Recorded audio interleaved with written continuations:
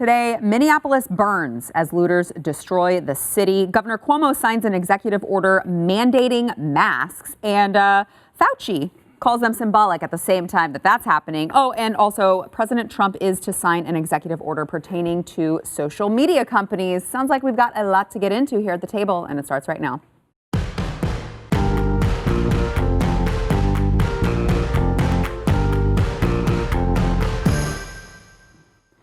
Welcome to the news and why it matters. I'm Sarah Gonzalez, today joined by Newsmax host Grant Stinchfield, host of the Saturday Report. Thank you, Sarah. Which I should be joining you, I believe, this weekend. Yes, so we're excited to have you on. Yeah, I'm excited to be there. We've also got BlazeTV contributor Josh Hammer back in the building. The pleasure's always mine, Yes, Sarah. thank you for being here. And Yaku Booyans, host of the Yaku Booyans Show. It's an original title. I don't know where you got the name from. Everybody can't be the news and why it matters. It can only be one of those. I know every time I'll tell them the name of the show. Well, what's the name of your show? The News and Why It Matters. They're like, what? What? You just kept going there. You just kept talking. Yeah, I don't know. I didn't make the name. But when people know the show and they hear that name, everybody knows it. It's true. It's true. All right. We have got a lot to get into since we left the show yesterday. So yesterday I had a great conversation at the roundtable about what happened to George Floyd. And so for those of you who missed it, I'm sure that you haven't missed what happened in Minneapolis. A police officer killed, I think I can safely say killed, George Floyd. Can I say killed, Josh? You're the lawyer. Can I say that? I would not advise you against it. Okay. So, we saw him kneeling on the neck. George Floyd stayed there for over 4 minutes, and then they pulled his lifeless body onto a stretcher. Of course, they were arresting him. Multiple angles show him, from what I could see, he was not resisting arrest. And now, in response to that, in Minneapolis, there are just riots. They're setting things on fire. There are looters. I think we have some video of people looting from Target. So they're just carrying out TVs. There they are, just walking out, taking whatever they can. It is quite a sight to see. There were also some. They just went to town on the self-checkout registers. They're just hammering them, just breaking them, just to break them. I know we've got a video of that as well. If we could play that. This is literally the craziest stuff I've ever seen right now. This is Target right now.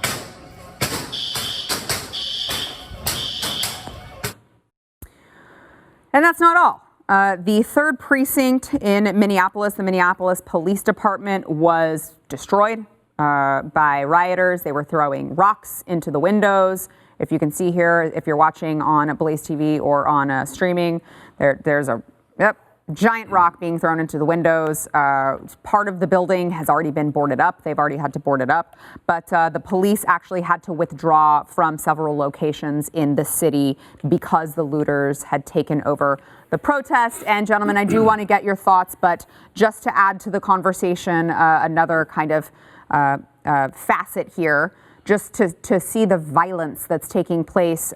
Here is a very short clip of a disabled woman in a wheelchair being attacked by rioters, by looters, not really sure of the rhyme or reason. I'm not sure that the rioters are even sure of the rhyme or reason of why they're attacking this woman, but they are attacking her anyway. Watch. Move!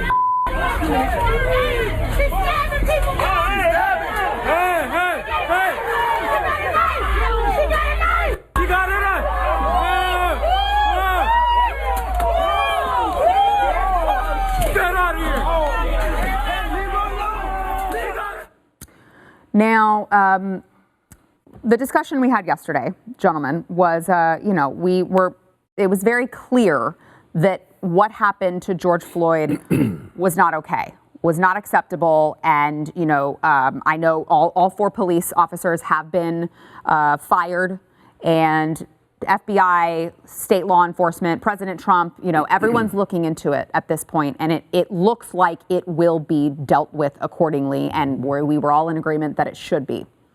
However, you see this violence happening, you see the looting taking place, you see all of these things that are happening in Minneapolis right now, and my question is, What in the hell is this going to solve? It's not going to solve a damn thing. And in fact, it shows you that when things like this happen, the worst of America comes out, and it is sad. This is an excuse, and you see it over and over again. It's an excuse to steal stuff. That's it. It's an excuse to break stuff. What did Target have anything to do with the death of George Floyd? Absolutely nothing. The Minneapolis Police Department, they're destroying. Those police are the same police that are going in there and protecting these neighborhoods. Now, look, every police officer I've spoken with, and again, I'm not a police officer, but I've trained an awful lot with them. There's nobody that supports what happened there. He was in custody. So what the left is now trying to do is make a controversy out of something that is not controversial. This story is not controversial. It's bad. It's a travesty. It's a tragedy. But everybody, from those on the left to those on the right, are in agreement this should never have happened, and justice has to be served in this case. But I think the problem, Grant, is that there is some controversy over the story and whether or not the narrative should be white police officer murders black unarmed man. And I think that's the issue here. I don't know whether the police officer is racist. I don't know whether he was angry. I don't know any of that. Let the investigation play that out. I don't jump to conclusions on that. What I do know, I don't care if he tried to kill these police officers. Once you are in custody, once you are subdued, once you are no longer a threat to police, there is absolutely zero reason to ever die in custody of the government. Yeah. Ever. And so where does this move the social conversation? Burning down an AutoZone?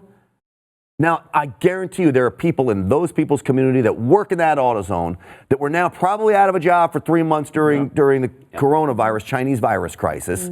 Now they can't go back to work again. This is ridiculous. It's selfish people who are hell-bent on violence and thievery. Yeah, Josh. So, Sarah, look, I'm a law and order kind of guy. I'm a law enforcement, pro-police person. I think everyone at this table is, to a great degree. Over and over again, I've defended the police when they need to be defended. I've opposed so-called criminal justice reform. I call it jailbreak. I've scathingly opposed New York's bail reform laws and things of that nature. When I was a federal law clerk on the U.S. Court of Appeals for the Fifth Circuit, I saw a lot of co-clerks from other chambers and other judges who were very anti-cop, and I took pride in standing for the cops when they deserved to be stood for. Even someone of my priors can look at what happened to George Floyd and say this is unambiguously wrong. Yeah. And everyone, as you mentioned, is looking into it. So kudos to them. Having said that, what we just saw in that video is why the police is so important. Yeah. That the thin blue line is ultimately what separates a civilized society from anarchy. Yes. And that we saw in the video, this is anarchy. This is savage anarchy. This is, I feel like every podcast I come on with you now, Sarah, we're like, this is not America. This is not the America I lived in. Like, our religious liberties being trampled on, like the virtue signaling in Staten Island with the face mask and everything.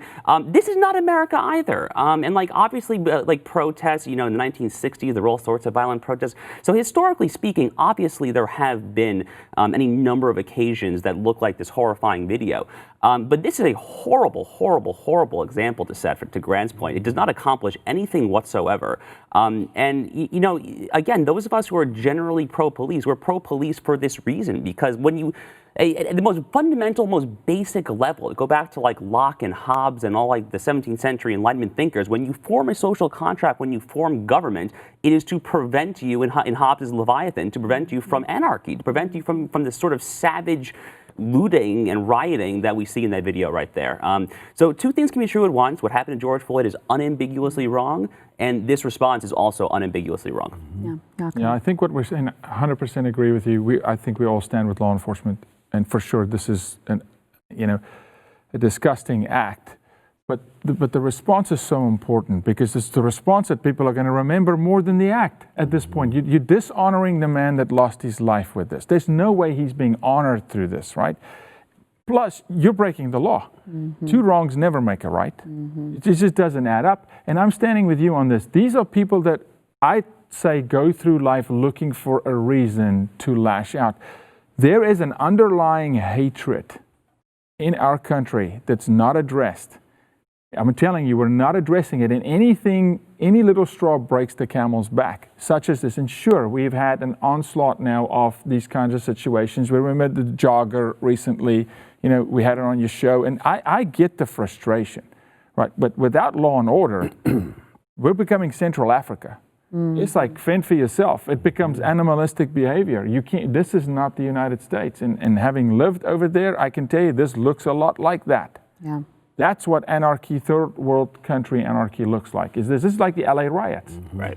Yeah, which, and by the way, LA is rioting again because of all of this. People all the way over in LA are rioting. You can see videos of that all over the internet. But I guess I think my question to you, Jaco, in response to that is, how much responsibility do you think that the media has in pushing this narrative that everything is white versus black, and that, you know, black people in America have a reason, you know, they're standing up for their race because they see all of this racial injustice going on and they have to take matters into their own hands and be heard. I mean, obviously the media isn't sitting there at their, you know, nightly newscast saying, hey guys, go loot stores.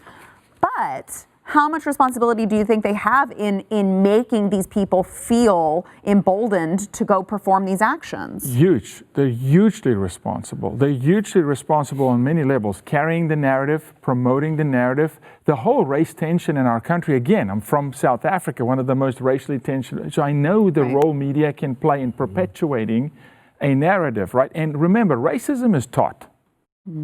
It's taught. Now you got to think about the next generation, the 5, 6, 10-year-old young boy. Media is telling them, hey, you should really be one side or the other. And we're working towards equality in this country. So for me, speaking for myself, media is hugely responsible for the same thing we do when there's a mass shooter. We give that guy, we glorify the guy. Yeah. Even more so. So every nut job out there all of a sudden goes, okay, this is my legacy, right? Media is very responsible. We're very irresponsible with media in this country. You know, a family member of mine called me and he said, hey, do you understand this is spilling over in South Africa at the moment? He said, enemy of the state, number one in the United States is CNN. What they tell me. I said, why? He said, because you should hear what they're saying. You know, so I think the media is very responsible. The media loves to play this out. As someone worked in mainstream television for a long time, they love to play this out as their own little Hollywood script. And it's sensationalistic, and you got fires, and you got violence, and you got everything, and then you add race into the mix. Look, it's a black man, a white police officer. Doesn't get any worse than that when you want to talk about race in this country. But I would argue, I don't think those rioters, which is what they are in NBC now, has banned the use of using the term riot when covering this story. No, I haven't heard that. I saw that on the Daily Caller. What do they call them if they're not riot? Good question. I have no idea. Protests, I call them probably. thugs, and I'm sure they'll get mad at me for calling them thugs. But how else do you describe anybody? I don't care what color you are. Right. You go in and you throw rocks into the police department. And it's illegal. You it's set illegal. AutoZone on fire. So I would argue that those people are so selfish, I don't think they give a rat's ass about the man who died. And all they want to do is go out there and steal and thieve. And you know, each year, and I was very big, and we were strong on this when I was working at the NRA, you have kids in Chicago dying every day. Black on black crime typically. The crime in America and the murders of young black men is so out of control. Where are the protesters for those young boys? Where? Yeah. They're nowhere to be found. But this, because to your point, they'll plaster them on a TV station, well then, hey, they want to get in front of the cameras. And by the way, the liberal policies, Minneapolis is one of them. There's no cops around to be found to stop them from doing this. I promise you, we live in the city of Dallas. That would not happen in this city. You would have cops saying, no, you're not going into Target and doing this. We're protected. Cops just said, they put their hands up in the air and said, no way. Yeah. Josh, last word on this. Yeah, so just two things come to mind immediately. This is obviously rank opportunism. And you mentioned the Chicago, the black on black violence there. I mean, the analogy that comes to my mind is I think about what's happening in the Middle East. And, you know, over the entire course of the Israeli-Palestinian conflict, it's fewer than 20 or 25,000 Palestinians who have died. Obviously, every innocent death is atrocious. A lot of those are terrorists, but the innocent deaths are here than everywhere atrocious. But where were those same people talking about Bashar al-Assad killing 500,000 to 600,000 people over like a fraction of the time frame over the past decade? They're nowhere, because all they care about is they choose to get angry about the stuff that plays well for the narrative, plays well for the cameras, plays well for the irresponsible media and CNN and all of that. The other thing, though, you mentioned the LA riots. You know, whenever I see footage like this, as horrifying it is, and I'm so happy you mentioned the NRA. I'm reminded as to why I stand for the Second Amendment so loudly and unequivocally. It is anarchic shutdowns where law enforcement is nowhere to be found. Either they're cowed away, or they're, that they physically can't be there, or the threat to their own safety is too high. For whatever reason, that is ultimately why you have your God-given right for self-defense, to take matters into your own hands if need be. And it's the LA riots, it's the post-Hurricane Katrina looting and anarchy, and it's situations like this in Minneapolis to why we should always, always, always fight for and cherish a right to self-defense. Look, I've got a fleet of 9 18-wheelers, 9 of them. If they started rioting in Dallas and they want to ruin my trucks that I've invested everything I own in my life, everything is in those trucks. You better believe I would stand in front of them and defend them with my firearms, my property. I would defend them just like Yaku, you and I were talking about the Koreans in LA during the riots, the Rodney King riots. They stood outside of a shopping mall, and there's a great documentary about these Koreans with guns that defended their strip center, and nobody burned those places down. Within their legal Within their rights, rights, absolutely. Yeah. All right, we've got much more coming up next. First, we want to thank our sponsor, Home Title Lock. So your home is most likely your most valuable asset that you have. Maybe it's your retirement nest egg. You've got a bunch of equity in there. So imagine for a second losing your home to some online scammer. Yeah, so just like that, in an instant, you got no place to live, you've lost your security, your retirement nest egg, and it's not yours anymore. So the FBI actually calls this crime, it's home title theft. The FBI calls it one of the fastest growing crimes in America right now. That is why Home Title Lock exists. Home Title protects your title, which is now stored online, by the way, which is how the online hackers get to it. Everything's stored online now. So Home Title Lock protects your home's online title, where thieves can find it and forge your signature on a quitclaim deed. And then it looks like you sold your home, but you really didn't. And then they can borrow against it, leave you with the payments, or they can just outright sell your house right from under you. And by the way, no bank covers you. Insurance programs don't cover you. Identity theft programs do not cover this. The only way that I know to avoid all of this entirely is to use Home Title Lock. You can go to HometitleLock.com, register your address to see if you are already a victim. You're not going to know it until it's too late, unless you go to HometitleLock.com. Use promo code Y, that's WHY. You will get 30 free days of protection to help you through this crisis if you are one of the unfortunate ones who have already been a victim of this. You're not going to know, though, until you go to HometitleLock.com. That is HometitleLock.com, promo code Y.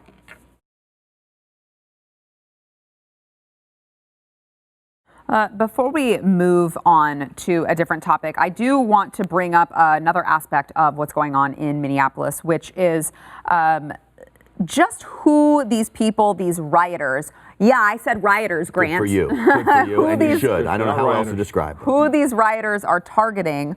Reporter Karen Scullin, she is a local reporter in Minneapolis. She was actually at the scene, and she said that protesters were destroying a car that said Trump on it.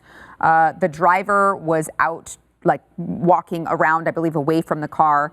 And his vehicle got smashed up, he got beaten up, and he had to drive off with people still throwing things at his car. So presumably, I'm going to go out on a limb and say the key there was that he had Trump on his car. Not sure why else he would have been targeted. But now you've got people who are turning this into a political thing. Mm-hmm. And it's like when you look at how far we've stretched this now, we've stretched the narrative. Yesterday, we showed a very, I guess we didn't play the clip because it's very disturbing, but we showed a picture of what happened. And it's like, what in this situation led you to believe that this was in any way some sort of political or racial, politically motivated or racially motivated injustice that happened? I mean, aren't there allowed to just be bad people, bad cops? Right. What do we have to suggest that this was politically motivated? Now we've got, again, Trump supporters being targeted. And I don't mean to make I don't mean to make Trump supporters out to be victims. I'm not saying everyone is. But, we've seen it in the last 3 years. People wear red hats and they get the tar beat out of them. Now we're seeing it again, but over something completely unrelated. I guess I don't really know what question I have other than, is everyone insane? Well, they're taking their cues from liberal leaders who are constantly pushing this narrative that all conservatives are bad, and especially if you voted for President Trump, then you're really bad. Trump is the president, the white supremacist president. Of course, Maxine Waters came out and said President Trump is responsible for this death. Now, President Trump's in Washington, D.C. Yeah. How in the world is he responsible for this death? But this is what they do. And I would also argue that the people who are bashing the Trump car probably know nothing about politics. The only thing they've ever heard is that Trump is bad, and they probably still think Obama is good because they don't know anything about politics, anybody else besides President Obama. Yeah. And so they see Trump and they'll destroy. They were hungry to destroy stuff. Anyway. Correct. Any way because they, I'm telling you, it's this undergirded hatred. There is a brewing hatred, and it takes a little match, right, to light it. They're going to lump these things in together. White versus black, they're going to play that narrative, and it's going to extend. And this is what they're saying. If you're for Trump, you're for police, right? So you're bad. At all costs. At all costs. Right? You're not allowed to call out the bad ones. So there can't be a bad cop, and we all agree. This guy needs to pay. I actually told you before the show, not just the guy on his neck, 2 other guys sat on him. Yeah. All 4 of them. The one filming it. Why are you filming and not doing something? So but they will lump it in, throw the baby out with the bathwater, because what you're seeing, Sarah, is all emotion. There's no left brain cognitive process at action here, right? It's all emotion, right? And you know, we have young children. You let a young child run of emotion, it's anarchy, and that's what you're seeing. But the media loves it, to your point, because of ratings. It pushes ratings. No, that's absolutely right. You know what this brings me back to? It brings me back to, I keep on fixating upon this because it was just so jarring. It brings me back to the Joe Biden comment about the Charlemagne thing. And the way I connect those 2 points and the broader trend here is there is a broader diminution in America of individual agency, of individual moral autonomy, and of the ability to look at discrete, ad hoc, case-by-case human beings as just a human being. Not every story has like a massive, global, universal narrative. Oftentimes we look at a scenario and that's all it is. It's just it's a one person interacting with one person. In the Biden example, not every black person has to freaking fall in line to vote for the same party. That is, not only is that racist, but that's not America. That's not viewing everyone on an individual case-by-case level. And here, you know, it's the same thing. I mean, like, Trump, obviously, the Maxine Waters comment is obviously like beyond insane. I mean, but the left has a habit of doing this over and over again, right? I mean, we can go all the way back to Sarah Palin and the shooting in Arizona with Gabby Giffords. That was what, 2011 or 2010, so like a decade ago. I mean, Golly. They've done this. I know, time really flies, right? But the left does this over and over again. They try to make something a bigger, more national, sensationalist headline than it needs to be. Can I say it also goes into the war on cops? So though this police officer made a horrible decision to do what he did and that man died in custody, but it plays into the overall war on cops. So now this one guy's actions will now besmirch the good name of every police officer out there. Already cops are up against it when it comes to their reputation in communities at no fault of their own. I would argue that 99.9% of all the cops out there are good cops. They are not racist. They are not out to kill young black men. But when something bad happens, and I feel horrible, this ruins the good name of cops everywhere because of one incident. And I'm telling you, they go into this job, they put a flag on their shoulder to keep you safe. They don't want to just go randomly killing people, but they won't believe me when I tell them that. But you know, I want to ask these rioters, have you been in an area in the world, a third world country, where you walk through ruins and people live in ruin, and then you find out they broke the buildings? Right? I want to go to these rioters today and say, tomorrow, walk your own streets. This is where you live. And tell me, is this what you want? Because no police, this is what you will have nationwide. I mean, you want to go walking downtown LA. I love asking Californians, is this what you want statewide? Yeah. And now you're doing it to yourself. You're looting and breaking down your own town. Yes, there needs to be justice for a man's life that was lost. Absolutely. But you're ruining your own place where you live. Right. Well, and now you're making the conversation is moved from, hey, there was really like that, what the police did was bad. Yeah. And one time is too many times, right? So let's address that. Now we've completely lost that narrative, Josh. Now the narrative is, I can't believe this white cop did this to this black guy and we need justice. And now it's all about race.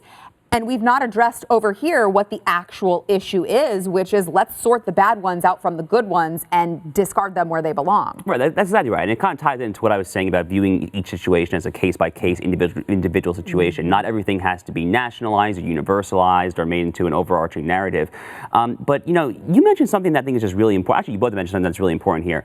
People are rational actors. When they're choosing to look at what career they're going to enter into, they respond to incentives. The problem with with the current like medical bureaucracy and med school and residency, like let alone socialized medicine, the train wreck that it is and always has been and always will be, is you disincentivize people from becoming doctors. You disincentivize the smartest minds from entering the medical profession. Similarly, the bipartisan, and it is bipartisan, it's mostly coming from the left, but there are some, like, especially on the more libertarian-leaning elements of the right, there is an anti-cop and war on cops narrative that has been very prevalent for the past 5, 10, maybe even longer than that years. And in the long run, what that's going to do is it will disincentivize good people from putting their lives on the line to protect us. Yep. So the war on cops is not just like an abstract thing. It actually has tangible results on the ground for people's day-to-day lives. Mm-hmm. You ask a cop if their kid will go in, if they want their son or daughter to go into policing, and by and large, almost every one of them will tell you, no, I don't want my son or daughter to go into policing. That's sad. It wasn't always like that. No. All right, we've got more coming up next, including Governor Cuomo has just issued an executive order mandating masks at the same time that Fauci's like, oh yeah, they're just symbolic. We'll get into that.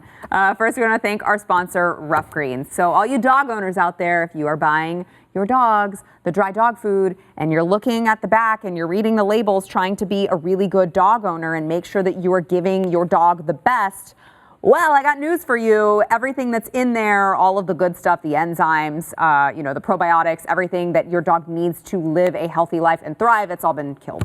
It's all been killed when they sterilize the dog food so that it can have a really long shelf life. So you need to give your dog all of those nutrients. You need to give it back to them. That's where Rough Greens comes in. Rough Greens by VitaSmart. It's not a dog food. It's not going to replace your dog's food. It's a powder. It's a supplement. You sprinkle it on top of your dog's food, and it adds all of those things back in: vitamins, minerals, digestive enzymes, probiotics, omega oils, antioxidants. I'm telling you, you guys, before I found out about Rough Greens, I am the person who takes my pets to the holistic vet. And the holistic vet had like 4 different things that I had to give I had the probiotics over here, and I had the omega oils over here, and I can do it all in one in Rough Greens. It's all in one. You don't have to give them all these separate things, and it's way, way, way more cost effective. Your dog is going to love it. Take the Rough Greens 14-day Jumpstart Challenge today. It's $14.95. You will see the difference in your dog in 14 days or less. If you want to see your dog thrive again, maybe you've got an older dog, maybe you've got a puppy, whatever the case may be, this will help your dog thrive. Go to roughgreens.com/blaze. That is RUFF greens.com/blaze. All right. Fauci, Dr. Fauci, yesterday in an interview with CNN, he talked about a couple things here to dissect. Yeah. First, he talked about the coming of the second wave, which he first said was inevitable. Now he says, well, it's not really inevitable. All right, a second wave. I don't really know why they even put him on television anymore. All he does is completely contradict himself from one day to the next. My perspective is, just tell us you have no idea. Right? Like, I would respect you more. I would respect your expertise more if you were willing to just say, it's a novel coronavirus. We don't know anything about it. I could sit here and speculate with you, but it would be pure speculation. We don't really know anything. And I'd be like, all right, I respect that. At least you're being honest. Unless they had ill intent. And that's where they go with it. Oh, wow. So isn't That's that right. Yeah. It's a healthy dose of cynicism here. So he brought up the second wave, not so inevitable anymore. But he also said that that wearing the masks is more of a symbolic measure. He said, I want to protect myself and protect others by mask wearing, and also because I want to make it be a symbol for people to see that that's the kind of thing that you should be doing. What a great virtue signaler there, Dr. Fauci. So at the same time that Dr. Fauci, to me, basically admitting it's a symbol, it's just to show everyone that you're a do-gooder and you're here to protect your fellow citizens. That you're a liberal pansy sheep. That's what it's a symbol for. Sorry. Yeah. You get people mad at you every time you say that. There are all conservatives PC, man. who wear It's all about masks. just being politically correct. It's Well, a feel-good movement. There are people It's who ridiculous. maybe they have a lower immune system for some reason. They For have a those medical people. condition. I'm talking about they the wanna- healthy. Yeah. So he says this at the same time. Andrew Cuomo has just announced that he is signing an executive order. He said authorizing businesses to deny entry to those who do not wear masks or face coverings. No mask, no entry. there you have it. In my business, you're not allowed to wear a mask when you come in. I'm only kidding. I don't have a business. I don't have a storefront anymore. But if I did, I might go with that rule because I think this whole mask thing's ridiculous. Well, but it's not only that, but there are a couple store owners. I think I've seen this in pawn shops, and they're like, actually, you're not allowed to wear a mask because we don't know if you're coming in and you're up to no good or whatever. We need to be able to see your face and to see who you are. We don't want anyone wearing masks. So, Josh, what are your thoughts? So I'm shocked that New York doesn't already have this sort of law in place, right? I mean, like in Dallas County here in Texas, our now infamous judge Clay Jenkins implemented this like a month and a half ago, whatever. So I'm shocked that New York is behind Dallas County, so to speak, as far as mask draconian measures. Look, we talked about this, I think, on a couple of podcasts ago, Sarah, but Rusty Reno, the editor of First Things, the religious journal, had this kind of infamous tweet thread that led him to delete his Twitter account a week and a half, 2 weeks ago. And I love Rusty. I love First Things. The tweet thread was a little, perhaps, hyperbolic. He was basically saying that anyone who wears a mask is a coward. And I would not use that language, obviously, but I do it for you. He does it every show. He pisses people off. That's right. But I get it. I understand obviously what Rusty was coming from. I understand obviously what Grant is saying. This whole thing has become a ridiculous virtue signaling enterprise. I mean, we saw the video in Staten Island. Everyone just like ganging up and shouting. And what they're doing, the people who are shouting at that person shopping, I can't remember, was it a Target? I think it was a Target. Or a supermarket? I think it was a supermarket. Okay, but in that supermarket, the people who are shouting at that shopper, what they're doing is they're listening to Pope Fauci and listening to what's coming out of his mouth and saying it's a symbolic measure, you got to do it or else you're not a good American. And then it leads not just to virtue signaling and preening, but it leads to public shaming. And you know what? I'm actually not opposed to public shaming. Believe it or not, I actually support public executions. Neither here nor there, but I have always said that. They did it at the time of the founding. I literally support bringing them back today for certain heinous crimes, obviously. Like a public flogging down at Clyde Warren Park here in Dallas. You could bring out No, I literally am not opposed to that. So I'm actually pro public shaming as pro as they come. Yeah. But public shaming of this variety is pretty toxic. It's pretty bad for the culture, I would say. Especially when you consider, Yaku, that, and we talked about this, I think, last time you were on, but you've got people who may have a medical condition. There are legitimate reasons to not wear a mask, yet we're being sold this idea that you have absolutely no reason to wear a mask and we're going to publicly humiliate you if you don't, not even putting into perspective the fact that you may or may not have a legitimate reason. Who cares? You don't want to wear a mask. Yeah, I think what we're seeing from the left is they don't like leadership, obviously. Look at the guy who's leading them. They don't like true leadership. And anybody that's willing to stand up and think for themselves and say, listen, I don't want CO2 poisoning by wearing a mask for 12 hours a day. I'm not sick. It doesn't make any sense. Anybody that's willing to take a stand like you do, and I stand with you, Thank you. and say, look, I'm not going to be a sheep following the crowd. I'm actually going to think for myself, do my own research. And oh, by the way, when the CDC doesn't agree and Fauci doesn't agree with the governor, it's flip-flopping every day. The inconsistency is through the roof. I'm going to make up my own mind, and I don't wear a mask. My mother drove from Tennessee to Texas after I volunteered to buy her a plane ticket. And she said, I will not put a mask on my face. I'll drive 12 hours. Thank you very much. Yeah. She's a champion, right? And so individuality is still important. We still need to think for ourselves. And I think Americans, some can actually do that. But the masses and the media and the left don't want that. They don't want you to think, Sarah. Thinking is overrated to that camp. Right. They will think for you. Can I just ask, if you social distance 6 feet, then why do you need a mask? That's a good question. Why do you need a mask when you're driving your car by yourself? Well, or riding your bicycle without a helmet. It's what I saw 2 people doing in Miami last weekend. Your point is so important, though, because groupthink is here, there, and everywhere, the gateway drug to leftism. Absolutely. And it's always been that way. And, the problem with so many people on the broader right who have, very easily bought into kind of the Fauci-Birx narrative, like the doomsday folks, we've lost our ability to think for ourselves. And a lot of self-professed conservatives have proven that they, too, are too willing to fall into groupthink. Yeah. Well, especially when you have, just as a final point, Grant, you've got Clay Jenkins, who, Josh, you brought up. I can't stand him. Everyone in Dallas County, you better get him out of there next go around, okay? But whenever he's defending his mask mandate, his policy, and he always throws in these words like, well, I just believe in the science. And it's like everyone just takes him at his word. Oh, well, the science shows that. What science are you talking about? Because if you look at it, there is enough science to conflict with, the masks doing anything. I'm not saying I know the right answer, clear cut 110%, but there's enough out there to show that people have a valid reason to say, you know what, I've weighed the pros and the cons of wearing a mask. I've personally decided it's not for me. It doesn't mean you want to kill people or yourself. That's what I don't get, exactly. Grant. You don't have a death wish. Honestly, if I was in a situation like I did fly on an airplane and I did put my mask on because I'm also not going to make people feel uncomfortable. If it really makes them feel so uncomfortable, I'm a decent human being. I'm not going to make them feel so uncomfortable I'm not wearing my mask. But I talked to two guys sitting with me on the plane and are you wearing your mask? No, do you mind if I don't wear my mask? No. Yeah. Mask comes off. Yeah. Okay? Because we don't want to do it. So the science is not there, by the way. They know that this virus has been heavy. They're finding it on the floor more than anything else, which means it's falling very quickly to the ground.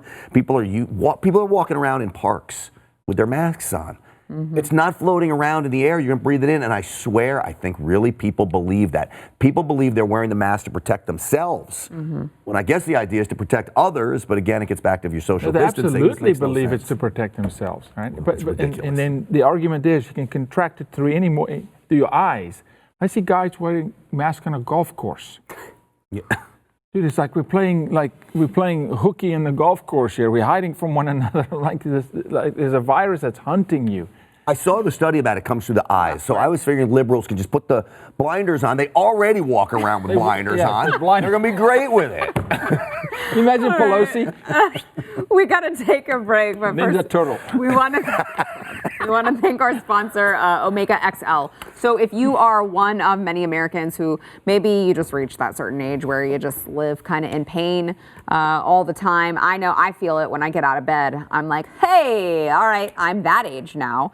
Well, Omega XL is a natural supplement designed to reduce joint pain and inflammation. A lot of times you don't realize the inflammation in your body is the root cause of a lot of your pain, back pain, neck pain, arthritis, stiffness. You could mask it maybe with, topical cream, stuff like that, but you're just masking it. You're not actually treating the problem. Omega XL goes right to the root of it, which is the inflammation. It's very, very powerful. It is a fatty acid combination from I love that they have this on their bottle, the pristine waters of New Zealand. It does not get better than that. It is very highly concentrated. There's nothing like it in the world. You can go to omegaxl.com/news. If you order now, you will get a second bottle for free. It's a great deal. You got to take advantage of it. If you are one of many Americans in pain, I'm telling you, it is life-changing to get out of daily pain. omegaxl.com/news. Get that second bottle for free right now. omegaxl.com/news. So as of the time of this taping, President Trump just now apparently signing the executive order targeting social media companies. Now, all we know right now, we'll have the odds and ends for you tomorrow, but all we know right now is that the draft that was circulating today showed that the president would ask the FCC to review whether there should be limitations to tech platforms' immunity from liability over third-party content on their sites. This, of course, is relating to Section 230 of the Communications Decency Act, which shields platforms from liability as opposed to them being publishers. Grant, what do you think? Well, I'm a big free market guy. And I'm also a big First Amendment guy. And so my biggest fear is what happens if, God forbid, Joe Biden wins and now he wants to go after the Blaze. Mm-hmm. Now he wants to go after Newsmax, where I work. Now he wants to go after any podcaster that has a different view of him. And we're going to send the FCC in to look and see. It's not a good idea. None of this is. If you don't like what Facebook and Twitter are doing, go find another place. Hey, there's a place called Parler that works. I just got on it, and it's an alternative to Facebook and Twitter and the other ones. Free markets, man. They always work these situations out. Yeah. Josh? So I'm a skeptic of big tech companies. I'm actually very supportive of Section 230 amending, if not outright repealing. I mean, when Senator Hawley of Missouri was doing this last year, Senator Cruz of Texas quickly joined him. I was and continue to be very supportive of those legislative efforts. My concern, and we're doing this in real time, we don't have all the information in front of us. My concern is, can he actually do this by executive order? Right. You, as a basic matter of constitutional law here. You cannot amend a statute by executive order. So I don't know exactly what this executive order reads like. I suspect there's going to be a lot of analysis over this over the past week, so we'll have to kind of do it in real time. If he's doing it within his legal capacity to tweak around the edges and get closer to what I would prefer to be an ideal policy, that's fine.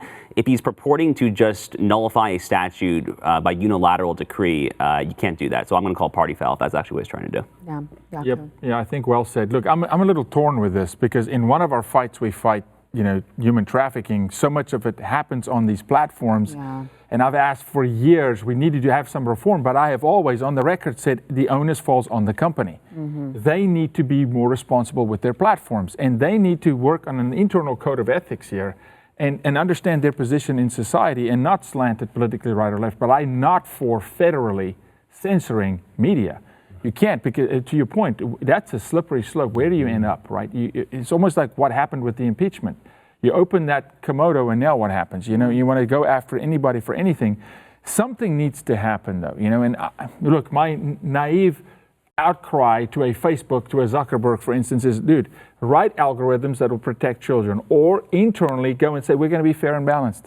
Which is what we're going to be. We're going to let everybody speak for themselves, and we're not going to censor regardless. I would hope that that's the case. Evidently, it's not. I've been censored. I've been censored on Facebook. I've been censored on some things. So it seems like Facebook overall is doing a better job than Twitter and Google are of these big tech companies. And now they are. It took them a long time to get there. Yeah, exactly. It took a lot of heat, And Zuckerberg went in front of Congress as well. They've got this review board that's filled with hardcore left-wing extremists, not even liberals, extremists. I don't have much faith in Facebook either. So I will say quickly, you're right. It's mostly leftist. They do have one, I think it might be a Cato-affiliated libertarian guy, and then they have one former federal judge, Michael McConnell, who's a very, very, very rock-solid conservative guy. So, but you're right. It's mostly left-leaning for sure. I also, just to throw in my take really quickly in this, just would like to remind everyone that Elizabeth Warren was very, very, very for. She was pro-government regulation into big tech. Just want to let you guys know that. Just want to remind you of that because I think sometimes we forget. All right, back to Free markets. Right. I'm like, I mean. You can't because where do you go after the fact? Because they'll go, oh, Trump did it. He started it. Right. Yesterday's very scientific poll, which, quote, celebrity has the biggest case of TDS? Wow, Robert De Niro won this one. Who would have known? Dark horse swooping in. I agree with that one. Really? Yeah. 36%. Kathy Griffin almost. He nudged her out barely by 0.1%. Kathy Griffin got 36.2, followed by Alyssa Milano, 23.5, almost 24%, and Bette Midler coming in at 4%. Interesting. I think I personally hope that they all get help soon is the main takeaway from this. The other three aren't celebrities.